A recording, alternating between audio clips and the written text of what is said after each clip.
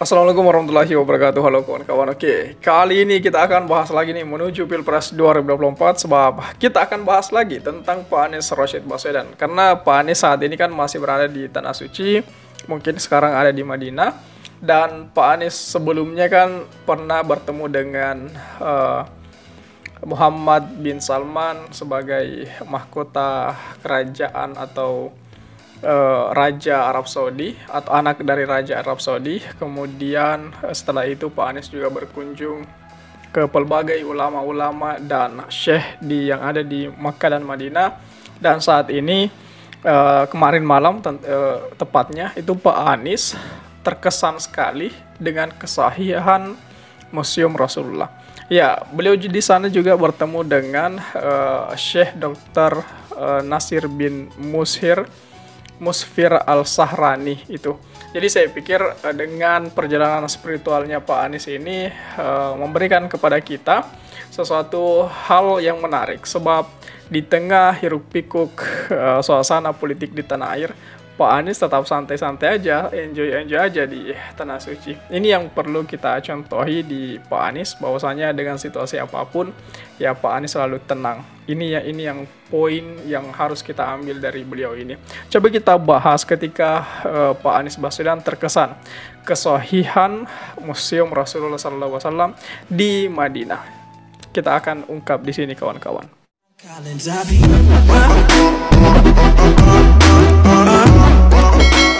Kita buka dengan sebuah pernyataan bahwasanya para pembenci, para buzzer-buzzer yang menyerang Pak Anies kemarin itu mungkin saat ini tengah berdiam diri di gua itu. Ya, hari ini kita sudah tidak melihat beberapa buzzer yang kemarin bilang bahwa Pak Anies ngibul, katanya diundang ke Mekah, kemudian dikawal tentara Arab dan sebagainya. Pak Anies ngibul. Ternyata tidak ngibul, itu fakta. Itu memang fakta yang ditemukan di lapangan, bahwasanya Pak Anies bisa langsung bertemu, berjabat tangan dengan Muhammad bin Salman, anak dari Raja Salman. Kemudian Pak Anies juga sempat bertemu dengan para syekh di sana. Nah, saya pikir Pak Anies juga sempat dikawal beberapa tentara Barit Merah Arab Saudi dan sebagainya. Itu fakta yang saya pikir sangat sulit diterima oleh para buzzer penyerang Pak Anies Baswedan kemarin. Dan kita sebagai masyarakat kecil, khususnya kita yang semua ini, tentunya bisa melihat bagaimana kemudian Pak Anies memberikan kepada kita fakta-fakta yang terjadi di Arab Saudi, bahwasanya Pak Anies betul-betul diundang, kemudian melakukan siara-siara ke pelbagai tempat dan sebagainya. Itu dilakukan tentunya setelah rangkaian ibadah haji yang telah beliau lakukan itu. Berbeda dengan Pak Ganjar yang sejauh ini belum ada postingan beliau tentang Tanah Makkah, karena memang kita ketahui bersama bahwa Pak Ganjar ke sana memang di akhir-akhir masa jemaah haji kan.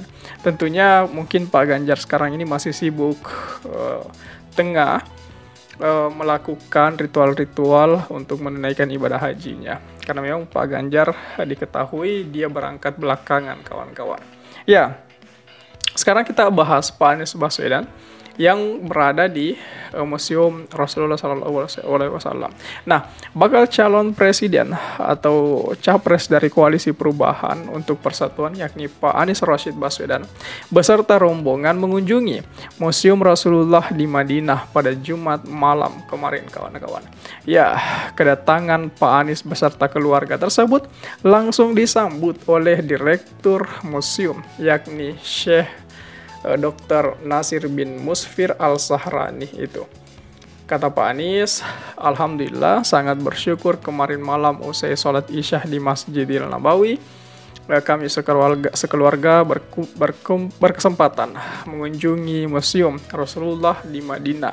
Kami disambut dengan penuh kehangatan oleh Direktur Museum, yakni Syekh Dr. Nasir bin Musfir Al-Sahrani beserta jajarannya itu. Tulis Pak Anies di akun Instagramnya pada Minggu dini hari tadi. Kemudian kawan-kawan, Kami diperlihatkan market suasana Mekah era Nabi Muhammad SAW, replika rumah dan kamar Rasulullah SAW, juga helm, busur panah, dan kendi air yang digunakan kala itu, serta masih banyak lagi hal-hal yang pada era itu, sambungnya. Dia menuturkan, Museum Rasulullah SAW ini bukan hanya menampilkan karya-karya sejarah yang menarik, tetapi juga memiliki kesohihan dan keotentikan sehingga siapapun yang mengunjunginya mendapatkan pengalaman dan pengetahuan mendalam tentang Rasulullah SAW. Kata Pak Anies, karya-karya bernilai sejarah yang ditampilkan bukan saja menarik, tetapi juga membuat kita mendapatkan pengetahuan yang lebih dalam lagi tentang Rasulullah SAW, ungkapnya. Kesohihan dan keotentikan amat diperhatikan di museum ini. Ribuan literatur dikonversi menjadi tayangan digital. Deskripsi tertulis diubah menjadi deskripsi visual yang akurat dan sangat menarik, sambung mantan Gubernur DKI Jakarta itu, yakni Pak Anies Baswedan. Pak Anies pun mengapresiasi semua pihak karena di museum ini telah berhasil mengonversi waktu di zaman Rasulullah SAW ke abad 21, sehingga harapannya pengunjung yang datang dapat mengambil hikmah usai melakukan kunjungannya. Sungguh sebuah malam yang amat berkesan bagi kami sekeluarga, karena bisa menikmati sebuah perjalanan melampaui waktu di tempat ini, merasakan bagaimana sejarah dikonversi menjadi ruang, bagaimana perjalanan dikonversi menjadi pengalaman, dan bagaimana kita yang berada di abad 21 ditarik ke abad 6 dan 7 untuk merasakan dan mengambil hikmah dari kehidupan Rasulullah SAW, pungkas Pak Anies gitu. Kemudian mantan Gubernur DKI Jakarta ini pun mengapresiasi seluruh pihak karena museum ini telah berhasil mengonversi waktu dari zaman Rasulullah SAW ke abad 21, sehingga harapannya pengunjung yang datang dapat mengambil hikmah usai melakukan kunjungan tersebut. Ini yang kemudian menjadi sesuatu yang sangat membanggakan dari Pak Anies Baswedan. Dimanapun dia berada, selalu disambut dengan hangat, disambut dengan baik oleh para syekh, para ulama di tanah suci itu, baik di Madinah maupun di Makkah. Ini yang kemudian kita bisa lihat menjadi perbandingan di kemudian hari untuk memilih sosok pemimpin. Bagaimana kemudian membangun komunikasi, membangun chemistry dengan siapapun itu. Jadi delegasi Pak Anies, kita sebut saja delegasi Pak Anies ini cukup mencengangkan, terutama saat beliau masih berada di tanah suci ini. Dan tentunya kita juga masih menunggu bagaimana kemudian tantangan, bagaimana kemudian Pak Anies menjawab segala tantangan dan rintangan ketika Pak Anies telah tiba dari tanah suci.